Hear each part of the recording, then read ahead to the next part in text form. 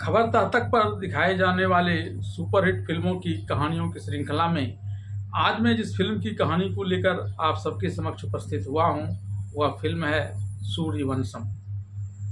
1999 ईस्वी में रुपहले पर्दे पर आई इस फिल्म के निर्देशक थे वी सत्यनारायण और इस फिल्म में मुख्य भूमिका निभाई थी अमिताभ बच्चन और सौंदर्य ने, जबकि इस फिल्म में खलनायक की भूमिका में थे मुकेश ऋषि।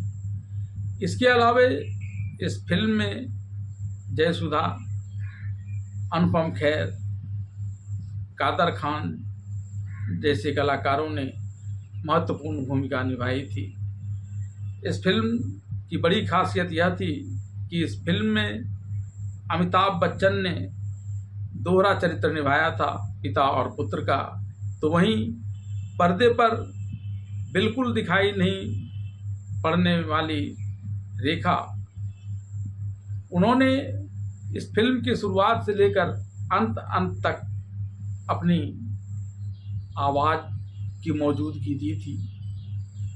उन्होंने जयसुधा और सौंदर्य दोनों ही के संवाद अपनी आवाज़ में डब कराए थे। यह फिल्म अपनी संवाद अदायगी के लिए विशेष रूप से जाना जाता है। कई महत्वपूर्ण संवाद इस फिल्म में प्रस्तुत किए गए हैं। उसकी कुछ पंक्तियां को मैं आपके लिए दोहरा रहा हूं। पेड़ से टूटने का दर्द टहनी और पेड़ दोनों को बराबर होता है। मेरे अलग होने का दर्द मेरे पिताजी को भी मेरे ही जैसा हुआ होगा। कहते हैं जिस पत्थर को छेनी और हथौड़े की मार का डर लगता हो, वह कभी मूर्त नहीं बन सकता। जो खेत हल के चलाए जाने से दर्द अनुभव करता हो, वह खेत कभी अनाज उत्पन्न नहीं कर सकता। माता पिता की डांट हमारे लिए छेनी, हथौड़े, हल जैसे ही हैं। माता पिता की डांट ये हमें शिक्षित बनाती है, हमें प्रेरणा देती है। यह फिल्म अपने श्रुति मधुर गानों के लिए भी काफ़ी मशहूर हुआ था। इस फिल्म के संगीतकार थे अनु मलिक और इस फिल्म में आवाज़ दी थी कुमार सानू, सोनू निगम, अनुराधा पौडवाल, जसपिंदर नरूला और खुद अमिताभ बच्चन ने।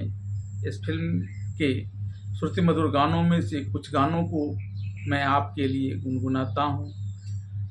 ये दिल मेरे तू दीवाना है, पागल है मैंने माना है, पल पल आहें भरता है, कहने से तू डरता है।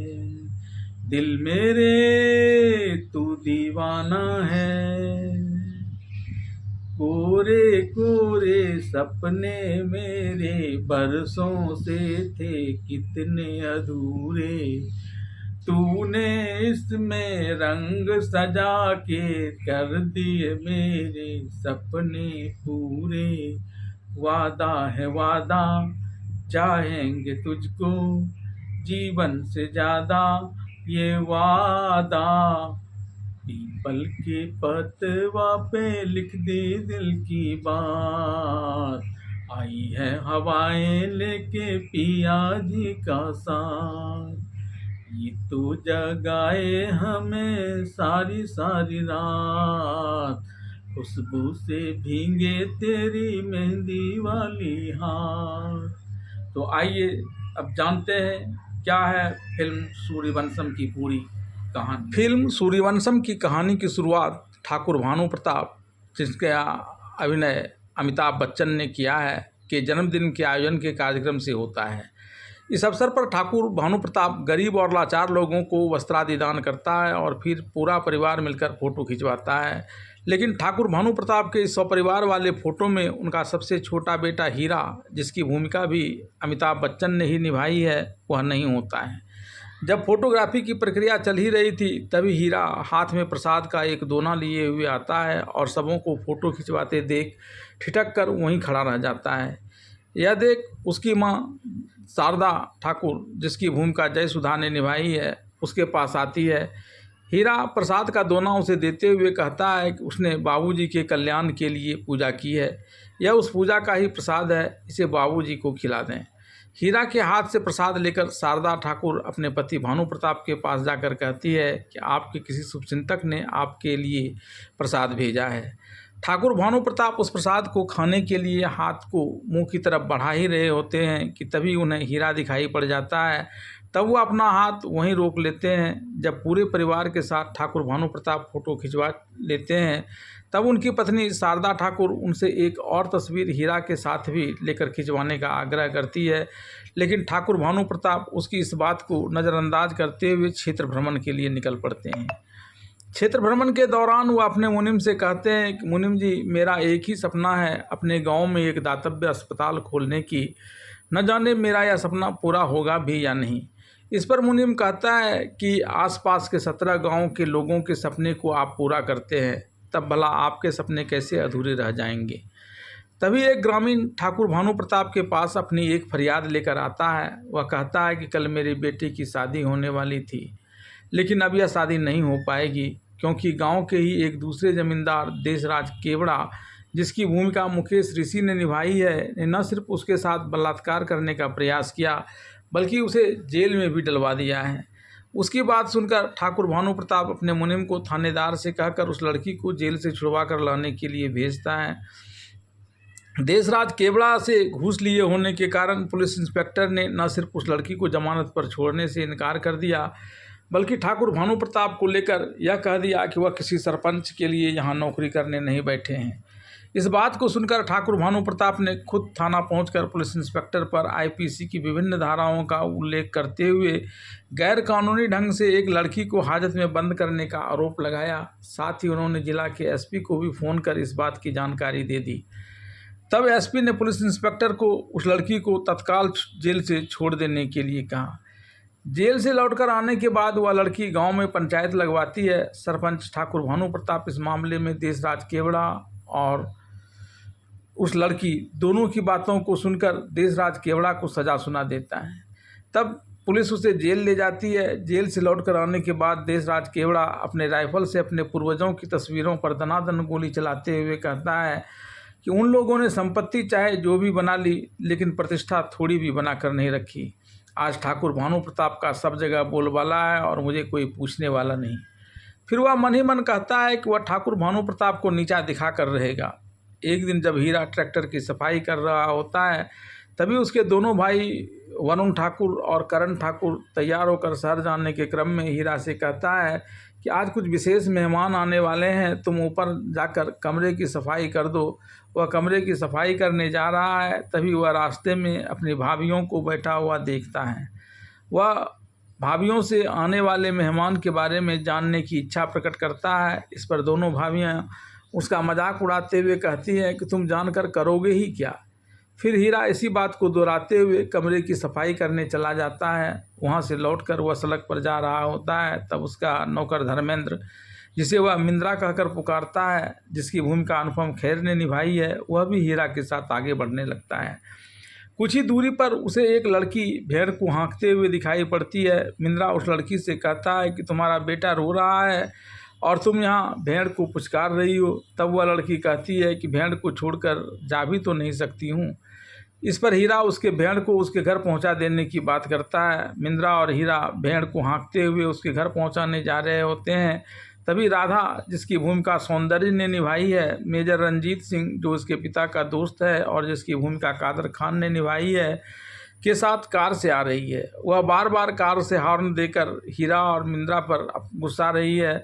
तब मेजर रंजीत सिंह कार से उतरकर मामला देखने की बात कर भेड़ हाँक रहे हीरा तथा मिंद्रा के पास आता है। भेड़ को हटाने की बात पर मिंद्रा और मेजर रंजीत सिंह एक दूसरे को बेवकूफ़ बनाने का प्रयास करते हैं। जब मेजर रंजीत सिंह मिंद्रा से भरतपुर का रास्ता पूछता है तो वह रास्ता तो ठीक बताता है, लेकिन वहां तक पहुंचने के लिए कुछ दूर का चक्कर लगवा देता है। यहां पहुंचकर यह लोग ठाकुर भानु प्रताप के बारे में पूछते हैं, तब ठाकुर भानु प्रताप के दोनों बेटा यह बताते हैं कि पिताजी कुछ काम से बाहर गए हैं, कल आएंगे, तब तक आप आराम कीजिए। जब ठाकुर भानु प्रताप का बड़ा बेटा वरुण इन दोनों मेहमानों से पूछता है कि आने में कोई कठिनाई तो नहीं हुई, इस पर मेजर रंजीत यह बताता है कि कोई विशेष कठिनाई नहीं हुई, लेकिन 2 बकरीबाजों ने उसे 20 किलोमीटर का चक्कर लगवा दिया। तब तक हीरा और बिंद्रा वहां आ जाते हैं और इन सबको देखकर अपना मुंह छिपाते हैं। फिर जब राधा उसे अपना सामान उठाकर अपने ठहरे हुए कमरे में पहुंचाने के लिए कहती है तो दोनों पहले तो सामान से अपना चेहरा छिपाते हैं, फिर सामान रखने के बाद वहां मौजूद अखबार से अपना चेहरा छुपाते हैं। अंत में राधा और मेजर रंजीत सिंह दोनों को चेहरा दिखाने के लिए मजबूर कर देता है। चेहरा देखते ही मेजर रंजीत सिंह राधा को बताता है, इस दोनों बकरीबाजों के चलते ही उन्हें 20 किलोमीटर का चक्कर लगाना पड़ा। तब राधा ने अपने धुले हुए आयरन किए हुए कपड़े को भी दोबारा इन दोनों को देकर यह सोचकर आयरन करवाने के लिए भेज दिया कि जिस प्रकार से इसने हमें परेशान किया है वैसे ही इसे भी परेशान करती हूँ। एक दिन हीरा एक गाना गा रहा होता है। राधा को यह गाना बहुत ही अच्छा लगता है। वह इस गाना गाने वाले को ढूंढने के लिए निकलती है। तब इसे हीरा यह गाना गाते हुए मिल जाता है। वहाँ से लौटकर जब राधा ठाकुर भानु प्रताप के घर आती है जहाँ वह ठहरी हुई है, तब तक इसके पिता वकील रमेश, जिसकी भूमिका शिवाजी पाल ने निभाई है, और माता वकील मोना, जिसकी भूमिका बिंदु ने निभाई है, दोनों वहाँ आ जाते हैं। अपने माता पिता से मिलकर राधा बहुत खुश होती है और पूछने पर बताती है कि यह गांव बहुत ही सुंदर है।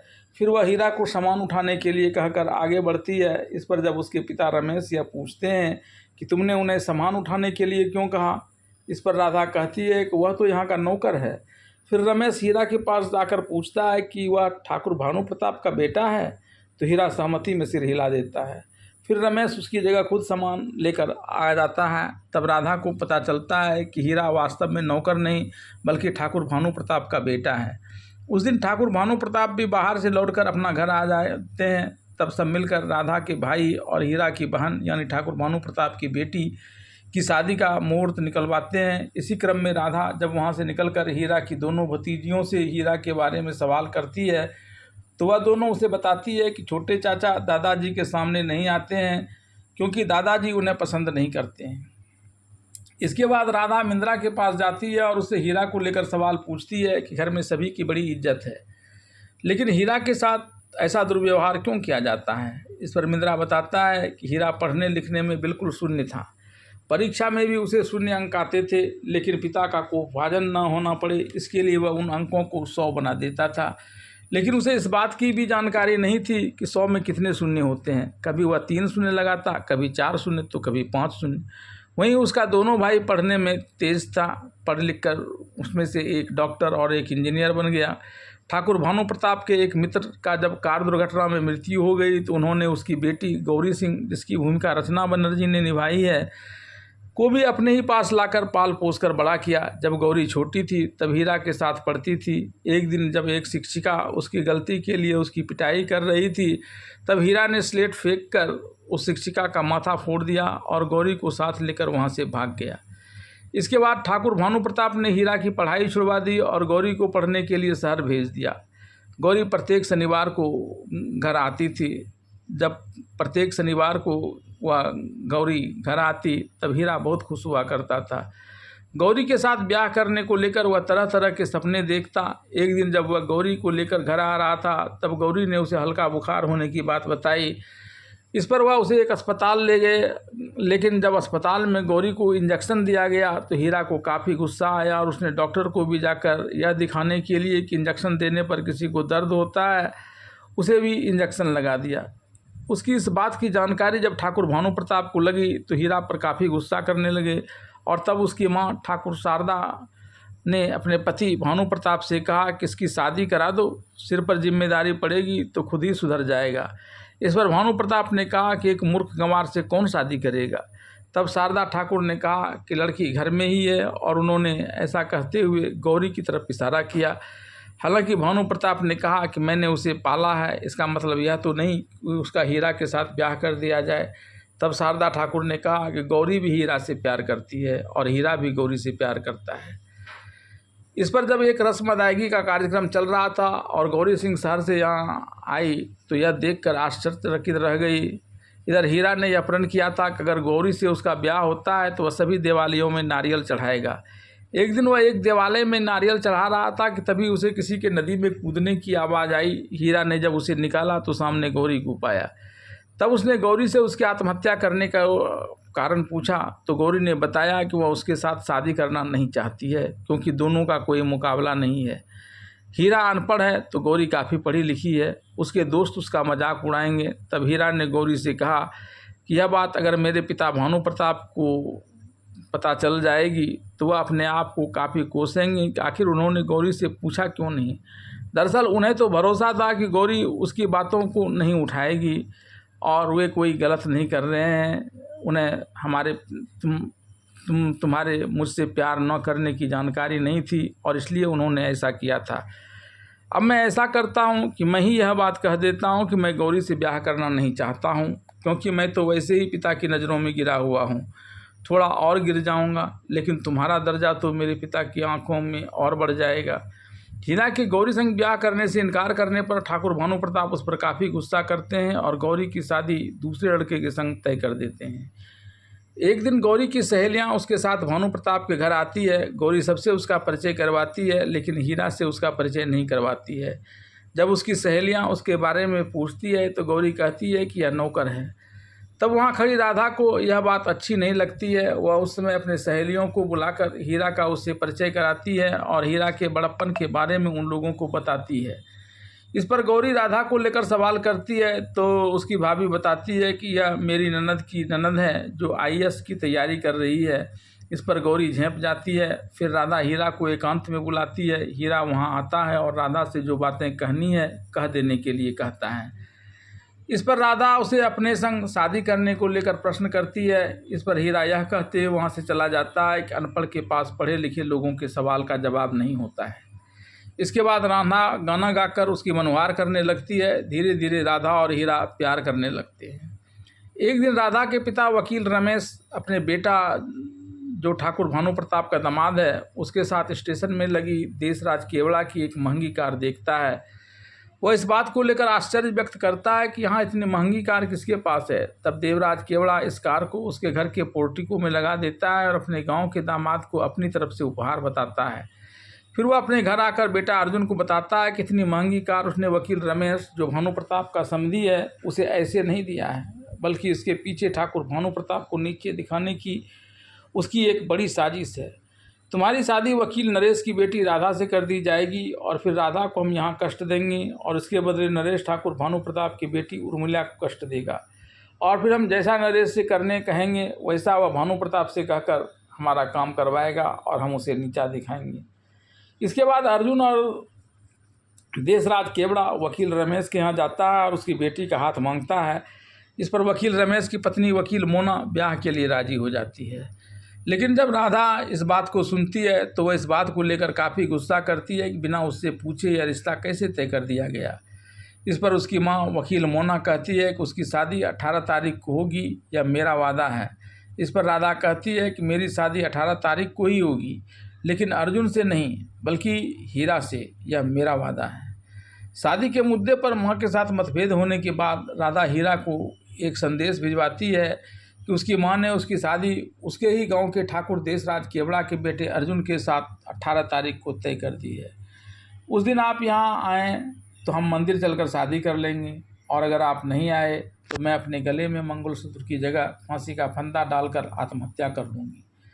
इस पत्र को पढ़ने के बाद हीरा ने मिद्रा से एक जवाबी पत्र लिखने के लिए कहा कि वह उस दिन उसकी रक्षा के लिए आएगा। तभी एक नौकर हीरा को आकर यह खबर देता है कि उसके बाबूजी उसे बुला रहे हैं। बाबूजी का प्यार पाने की खुशी में पागल हीरा जब अपने पिता के पास जाता है तो उस समय उसकी माँ भी वहाँ खड़ी रहती है। उसके पिता उसे बताते हैं कि उसके कारण किस प्रकार से उसके समधन ने यहाँ आकर उन्हें कठोर वचन कहे कि हीरा ने राधा को अपने प्यार में फंसा लिया है, लेकिन मैं हीरा से उसकी शादी नहीं होने दूंगी क्योंकि वह नालायक है। इसके बाद ठाकुर भानु प्रताप ने अपनी पत्नी शारदा ठाकुर को हीरा से यह पूछने के लिए कहा कि उसे पिता चाहिए या राधा। पिता के इस वचन के बाद हीरा किंग कर्तव्य विमूढ़ हो जाता है। निद्रा उससे कहता है कि पिता तो खुदगर्ज होकर अपने नाक ऊंचा रखने के चक्कर में इस प्रकार की बातें बोल रहे हैं, लेकिन राधा तो प्यार में ऐसी बातें बोल रही है और वह आत्महत्या भी तो कर सकती है। नाक ऊंची रखने से ज़्यादा ज़रूरत इस बात की है कि किसी की जान बचाई जाए। तब मिंद्रा की बात मान हीरा मोटरसाइकिल उठाकर राधा से ब्याह कर उसकी ज़िंदगी बचाने के लिए चल पड़ता है। वहाँ राधा की माँ के द्वारा राधा पर बार बार ब्याह मंडप पर जाकर अर्जुन के संग ब्याह करने के लिए दबाव डाला जा रहा है, लेकिन वह किसी भी हालत में तैयार नहीं होती है और हीरा के वहाँ आने की बात कहती है। इस पर उसकी माँ उसे धमकी देती है कि उसकी शादी हर हाल में अर्जुन से ही होगी और हीरा को यहाँ फटकने भी नहीं दिया जाएगा। तभी हीरा मोटरसाइकिल से वहाँ आ जाता है। तब राधा के परिवार वाले और देशराज केवड़ा के आदमी हीरा को राधा को ले जाने के रास्ते में अवरोध डालने का प्रयास करते हैं। इस पर हीरा सबको मार पीट कर राधा को मोटरसाइकिल पर बिठाकर एक मंदिर चला आता है और भगवान को साक्षी रखकर आगे की ज़िंदगी पति पत्नी के रूप में रहने का निश्चय करते हुए ब्याह कर लेता है। इस ब्याह के बाद राधा के माता पिता सेठ भानु प्रताप के पास आकर हीरा के द्वारा इस प्रकार से उन्हें उपमानित करने की बात बताई जाती है। तब ठाकुर भानु प्रताप गुस्से से लाल पीला होकर राइफल लेकर हीरा के आने का इंतजार करते हैं। जैसे ही हीरा राधा के संग वहां पहुंचता है, ठाकुर भानु प्रताप उसे राइफल की गोली चलाकर मार देना चाहते हैं। तब राधा हीरा के सामने आ जाती है और ठाकुर भानु प्रताप से कहती है कि बाबूजी, आप अपना निर्णय लेने के लिए स्वतंत्र हैं, लेकिन आज तक आप हर सुहागन स्त्री को सदा सुहागन रहने का आशीर्वाद देते रहे हैं, फिर मेरे सुहाग को उजाड़ कर आप अपने इस रीति को आगे कैसे रख पाएंगे। तब ठाकुर भानु प्रताप राइफल फेंक देते हैं और हीरा के हिस्से की ज़मीन के कागजात उसे सौंपते हुए उसे अपना बेटा मानने से इनकार करते हुए हीरा को फिर कभी मुंह दिखाने से मना करते हैं। तब हीरा ज़मीन के उस कागजात को अपने पिता ठाकुर भानु प्रताप को यह कहते हुए लौटा देता है कि जब वह अब उनका बेटा ही नहीं रहा तो उनकी ज़मीन के एक टुकड़े को लेकर वह क्या करेगा, और ऐसा कह वह राधा के साथ वहाँ से चल देता है। ठाकुर भानु प्रताप का घर छोड़ हीरा और राधा अपनी नई ज़िंदगी शुरू करने के लिए एक अनजान रास्ते पर निकल पड़ते हैं। तभी सामने मिंद्रा आ जाता है और कहता है कि कल तक यह घर मेरा था, मैं तो खैर कहीं भी रह लूँगा, लेकिन तुम दोनों के लिए इस घर की बड़ी ज़रूरत है। इसके बाद वे दोनों वहीं रहते हैं। एक दिन हीरा राधा को खुद की नौकरी लग जाने की बात बताता है, जिसे सुनकर राधा बहुत खुश होती है। हालांकि हीरा को एक ट्रांसपोर्ट कंपनी में गाड़ी की साफ़ सफाई का काम मिलता है, माल चढ़ाने का काम मिलता है। इसके बावजूद वह इस काम को बड़े ही स्वाभिमान के साथ एक बड़ा काम बताते हुए राधा को बताता है, ताकि राधा हीन भावना से ग्रस्त न हो जाए। राधा भी इसे सुनकर काफ़ी खुश हो जाती है। एक दिन राधा के पिता उसे देखने आते हैं तो राधा और हीरा के प्रेम को देखकर अभिभूत हो जाते हैं। घर में खाने की कुछ व्यवस्था नहीं रहने के बावजूद जब राधा उसे बासी भात में दूध और चीनी डालकर मीठी भात बनाकर खिलाती है तो उसे बड़ा आश्चर्य होता है कि उसकी जो बेटी कभी किचन में नहीं जाती थी, वह बेटी आज कितना अच्छा खाना बना रही है। इस पर राधा अपने माँ के लिए भी मीठी भात ले जाने के लिए देती है। राधा के पिता जब राधा की माँ को मीठी भात खाने के लिए देते हैं तो वह राधा और हीरा पर तरह तरह का तंज कसते हुए उसे खाने से इनकार कर देती है और अपने पति को ऊपर जाकर सोने के लिए कहती है। राधा के पिता के ऊपर जाने के बाद राधा की माँ राधा के भेजे गए मीठी भात को इस डर से कि कहीं पति देख न ले जल्दी जल्दी खाने लगती है। तभी उसे खांसी होने लगती है। खांसी की आवाज़ सुनकर उसका पति रमेश उसे पानी पिलाता है। फिर वह रमेश से राधा और हीरा को लेकर सवाल करती है। तब रमेश दोनों के खूब प्यार से रहने की बात बताता है। एक दिन जब राधा बगल के नलकूप से घड़े में पानी लेकर आ रही थी, तभी गोरी अपने पति के साथ एक कार से वहाँ आती है। राधा को देखकर वह कार से उतरकर उसके पास चली जाती है और उसे ताना मारते हुए कहती है कि बड़ी ख्वाब देखती थी आईएएस बनने की, सारे ख्वाब टूट गए हीरा से शादी कर। मैं तो जानता था कि यह निकम्मा है और इसलिए मैंने इसके साथ शादी नहीं की, और आज मेरे ठाट बाट देखो और तुम खुद की स्थिति को देखो। जिस समय गौरी राधा को यह बात कह रही थी, तब घर आने के क्रम में हीरा उसकी तंज भरी बातों को सुन लेता है और उदास होकर घर पर बैठता है। गौरी जब राधा घर आने पर हीरा को उदास पाती है तो उसके उदासी का कारण पूछती है। तब वह गौरी की कई बातों को दोहराता है। उस पर राधा कहती है कि इससे गौरी को आनंद आता है तो वह आनंद मनाए, लेकिन मुझे कुछ भी बुरा नहीं लगता। इस पर हीरा कहता है कि तुम आईएएस बनने के लिए अपने सपने को पूरा करो।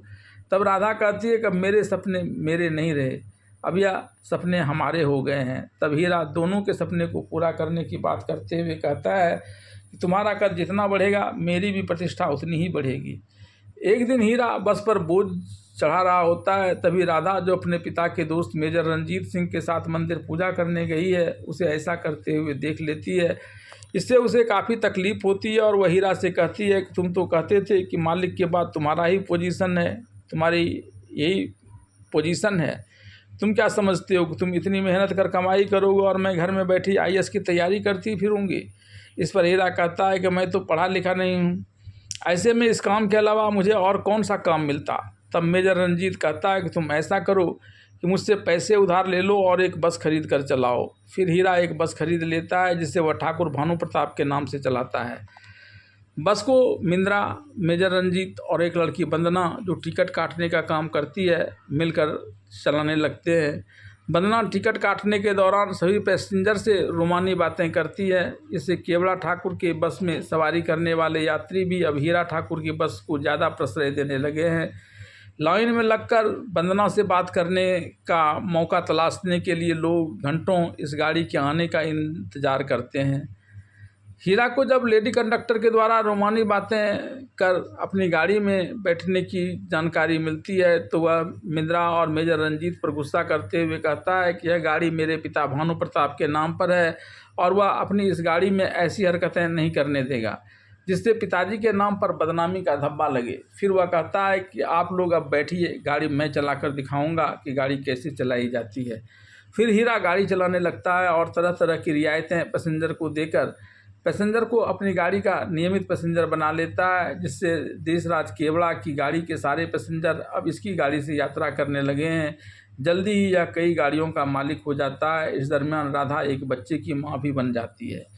तब एक दिन राधा IAS की तैयारी करने दिल्ली चली जाती है। फिर वहाँ से IAS बनकर लौटती है। इत्तेफाक से यह उस जिला की जिलाधीश बन जाती है जिस जिला में भरतपुर तालुका पड़ता है। इस तालुका में पिछले कुछ वर्षों से लगातार सूखा पड़ रहा है। ऐसे में ग्रामीणों ने ठाकुर भानु प्रताप के नेतृत्व में जिलाधीश से मिलने का निर्णय किया, लेकिन गांव वालों ने कहा कि जिलाधीश से किसी प्रकार की आशा नहीं करनी चाहिए क्योंकि वर्तमान जिलाधीश अपने ठाकुर भानु प्रताप की छोटी बहू है। शादी कर यहाँ से आने के वक्त ठाकुर भानु प्रताप ने गुस्सा में उन्हें कितनी ही बातें कही थी। इसके बावजूद भानु प्रताप जिलाधीश से मिलने चले जाते हैं और वहां पहुंचकर मिलने की अर्जी भिजवाते हैं।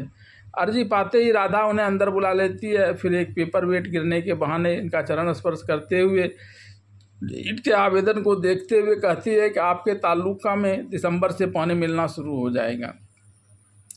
इस पर ठाकुर भानु प्रताप अक्टूबर से ही पानी देने की बात करते हैं। हालांकि जब राधा यह पूछती है कि अन्य तालुका की तुलना में इस तालुका को वरीयता कैसे दी जा सकती है, तब भानु प्रताप आबादी की बात कहकर अपना पक्ष मजबूती से रखते हैं।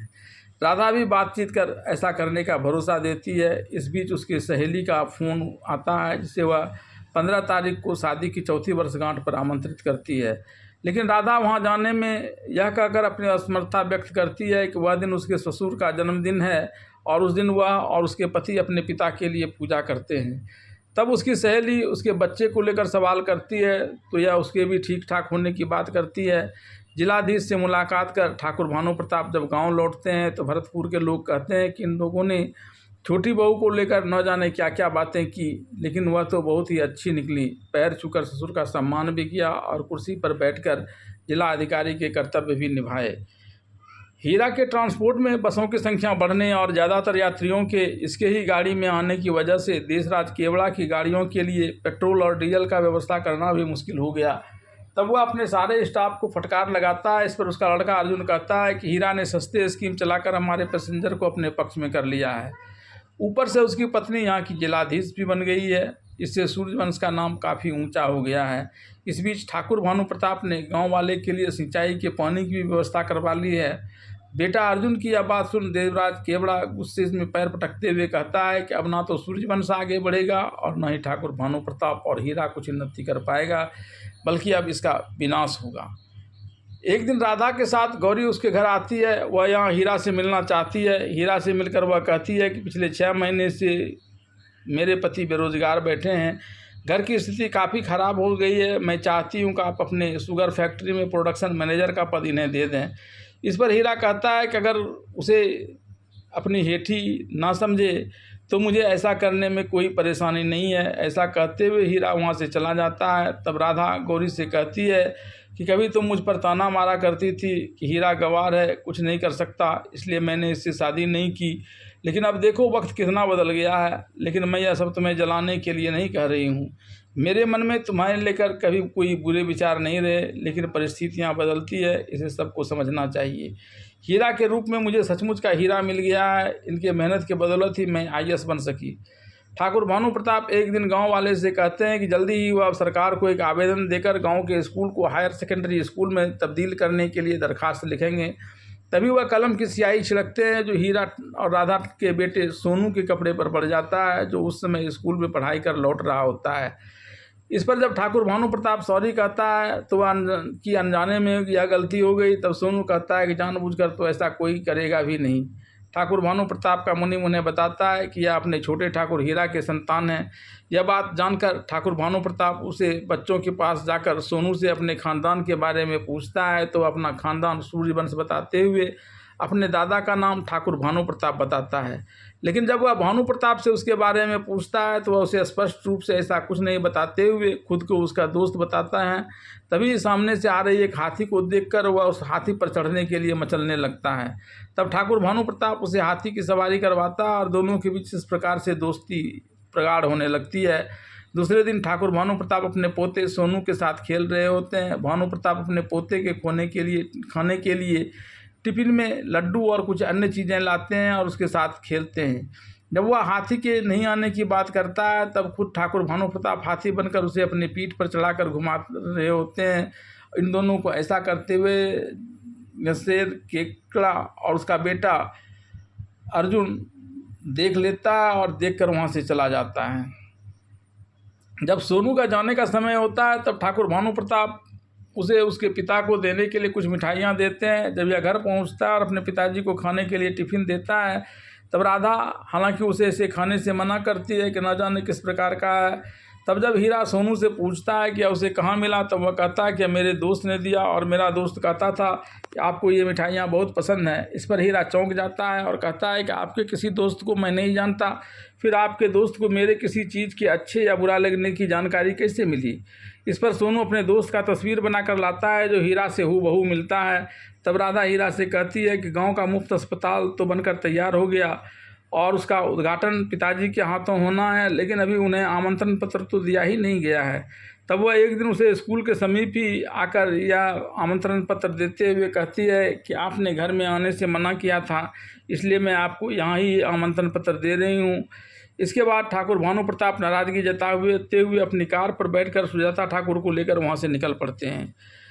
जिस दिन भरतपुर में ठाकुर भानु प्रताप के नाम से उस मुफ्त अस्पताल का उद्घाटन हो रहा था, उस दिन घर के सभी सदस्य एक एक कर बिना दूसरे को बताए किसी अन्य काम का बहाना बनाकर उद्घाटन स्थल पर चले आते हैं कि कोई यह ना जाने कि वह उस कार्यक्रम में गया है। हीरा की माँ सुजाता ठाकुर मंदिर जाने के बहाने वहाँ पहुँच जाती है और ठाकुर भानु प्रताप बाहर घूमने की बात कहकर मुँह पर गमछा बांधे वहाँ पहुँच जाते हैं। वहाँ भाषण देते हुए हीरा अपने पिता की भूरी भूरी प्रशंसा करता है कि आज वह जो कुछ भी है वह अपने पिता के कारण है। अस्पताल के उद्घाटन से ठाकुर भानु प्रताप जल्दी जल्दी लौटकर अपना घर आते हैं ताकि कोई यह न जान पाए कि वे भी वहाँ गए थे। तब तक उसकी पत्नी शारदा ठाकुर भी अस्पताल के उद्घाटन कार्यक्रम संपन्न हो जाने के पश्चात वहाँ से लौटकर घर आती है तो अपने पति को वहाँ की घटनाओं के बारे में सुनाती है। इस पर जब ठाकुर भानु प्रताप ने उससे पूछा क्या तुम वहाँ गई थी, तो उसने कह दिया कि नहीं, पड़ोसिन गई थी, उसी से मैंने यह बात सुनी है। इस क्रम में वह बता रही है कि हीरा ठाकुर ने ठाकुर भानु प्रताप के बड़े गुण गाए। इसे लेकर जब वह कुछ पंक्तियाँ सुनाने लगती है तब ठाकुर भानु प्रताप उसे टोकते हुए उन पंक्तियों को वैसे ही सुना देता है जैसा कि हीरा ने कहा था। इस पर शारदा ठाकुर ने पूछा क्या आप भी वहाँ गए थे, तो ठाकुर भानु प्रताप ने वहाँ जाने से इनकार करते हुए कहा अरे यह तो मुहावरा है जिसे उन्होंने चौथी कक्षा में पढ़ा था। इस पर जब शारदा ठाकुर तंज कसते हुए कहती है कि चौथी कक्षा में पढ़ी पाठ उन्हें अब तक याद है, तो वे पलट कर यह जवाब देते हैं, वे यहाँ से जाने लगते हैं उन्हें तो कक्षा 1 में पढ़ी क ख ग भी याद है। इस पर शारदा ठाकुर उन्हें अंग वस्त्र देकर उन्हें लज्जित कर देती है कि यह अंग वस्त्र उसे उसी अस्पताल उद्घाटन वाले जगह पर मिला था। हीरा का बेटा सोनू जब हीरा से अपने दोस्त से मिलने की बात करता है तब हीरा उसे अपने दोस्त को खिलाने के लिए खीर ले जाने के लिए कहता है। तब वो अपनी माँ के द्वारा बनाए गए खीर को लेकर अपने दोस्त यानी ठाकुर भानु प्रताप से मिलने आता है। यहाँ वह उस खीर को अपने दोस्त को खाने के लिए कहता है। इस पर भानु प्रताप इसे घर में खाने की बात कहकर अपने पास रख लेते हैं। ठाकुर भानु प्रताप को एक निश्चित समय पर रोज जाते देख उसकी पत्नी शारदा ठाकुर एक दूसरी कार से उसका पीछा करती है तो उन्हें एक बच्चे के साथ खेलते हुए पाती है। कार का ड्राइवर इन्हें बताता है कि यह उसके बेटे हीरा ठाकुर का बेटा सोनू है। फिर वह जल्दी से वापस घर लौट आती है। इस बीच ठाकुर भानु प्रताप अपने उस दोस्त से मिलकर उसकी दी हुई खीर को लेकर जब वहाँ से लौट रहे होते हैं तो उन्हें रास्ते में बीच सड़क पर एक व्यक्ति छटपटाता हुआ मिलता है। वे उसे देखने के लिए जाते हैं। कार का ड्राइवर और मुनीम भी उसके साथ ही चला जाता है। इस बीच देशराज केवड़ा कार में रखी हुई खीर में जहर मिलाकर वहाँ से गायब हो जाता है। हालांकि ठाकुर भानु प्रताप जब वापस अपनी कार में बैठ रहे होते हैं तब उन्हें कुछ शंका होती है, लेकिन फिर वे उसे नज़रअंदाज कर घर आकर अपने दोस्त यानी हीरा का बेटा सोनू के दिए उस खीर को खाते हैं। इस पर जब उसकी पत्नी शारदा ठाकुर उससे पूछती है कि यह खीर उसने किसने दिए, तब वह अपने एक दोस्त के बारे में बताते हैं। इस पर शारदा ठाकुर कहती है कि वह दोस्त एक बच्चा है और वह आपका पोता है। आप उसे क्यों मानने लगे? क्या इसलिए कि आपके दोनों लड़के को कोई पुत्र नहीं है और ऐसे में आपका वंश कैसे फैलेगा? आपको यह डर सता रहा है, इसलिए आप तो झुकते नहीं थे, आज कैसे झुके हैं अपने उस बेटा के सामने जिसे आपने घर से बाहर कर दिया? फिर भी वह सभी जगह आपकी ही प्रशंसा करता है और अगर आप झुक ही गए हैं तो फिर उन सबको यहाँ बुला लीजिए ताकि मैं जिसे देखने के लिए इतने समय से तड़पती रही हूँ उसके साथ सुख चैन से रह सकूँ, उसे प्यार कर सकूँ। तब पत्नी शारदा ठाकुर की बात मान ठाकुर भानु प्रताप हीरा को फ़ोन लगाते हैं, लेकिन इससे पहले कि वह हीरा को कुछ बता पाएँ उनके मुंह से खून की उल्टियाँ होने लगती हैं। तब शारदा ठाकुर काफ़ी घबरा जाती है। हीरा अपनी माँ की घबराहट वाली आवाज़ को सुन लेता है और ठाकुर भानु प्रताप की हवेली आने के लिए तैयार हो जाता है। इस बीच शारदा ठाकुर भानु प्रताप का इलाज करवाने हीरा ठाकुर के बनवाए अस्पताल में ले आती है। ठाकुर भानु प्रताप की हालत की जानकारी आसपास के ग्रामीणों को लगती है तो बड़ी संख्या में ग्रामीण वहां पहुंच जाते हैं। हीरा का भाई वरुण और करण ठाकुर भी अपनी पत्नी के संग वहां होते हैं। इस बीच देशराज केवड़ा वहां जाकर लोगों को यह समझाने में सफल हो जाता है कि हीरा ने अपनी प्रसिद्धि पाने के लिए ठाकुर भानु प्रताप की जान लेने का प्रयास किया है। उसे सिद्ध करने के लिए वह हीरा के बेटे सोनू से यह पूछता है कि ठाकुर भानु प्रताप को खीर किसने दिया था। इस पर वह कहता है कि वह खीर मैंने दिया था। इसके बाद वह सोनू से फिर पूछता है कि उसे भानु प्रताप को खीर देने के लिए किसने कहा था। इस प्रश्न के जवाब में वह अपने पिता का नाम बताता है। इसके बाद देशराज केवड़ा पूरे लोगों को हीरा के विरुद्ध आक्रोशित कर देता है और ग्रामीणों के भीड़ के साथ अपने आदमियों की मदद से और खुद हीरा की जान लेने का प्रयास करता है। भाई भाई के बीच भी वह मतभेद को और गहरा कर देता है। देशराज केवड़ा की मंशा इस षड्यंत्र के सहारे हीरा ठाकुर को मारकर ठाकुर भानु प्रताप को कमज़ोर करने की थी। अभी यह सब मिलकर हीरा की जान ले पाते तभी ठाकुर भानु प्रताप की चेतना लौट आती है। इसके बाद जैसे उन्हें इस बात की जानकारी मिलती है कि देशराज केवड़ा की अगुवाई में सब कोई मिलकर हीरा को जान से मार रहा है, वह वहाँ से उठकर बाहर आकर देशराज केवड़ा की पोल यह कहकर खोल देता है कि खीर में जहर इसने मिलाई थी। जब वे सड़क पर गिरे मुसाफिर को चंगा कर वापस अपनी कार में बैठ रहे थे तो कार में जहर मिलाई थी और यह उन्हें कार से केवड़े की आ रही गंध से पता था, लेकिन फिर भी उन्होंने इसे नज़रअंदाज कर दिया। फिर वह और हीरा मिलकर देशराज केवड़ा और उसके आदमियों को पिटाई शुरू कर देते हैं। बुरी तरह से पीटे जाने पर देशराज केवड़ा खीर में जहर मिलाने की बात को स्वीकार कर ठाकुर भानु प्रताप से अपने प्राणों की भीख मांगता है।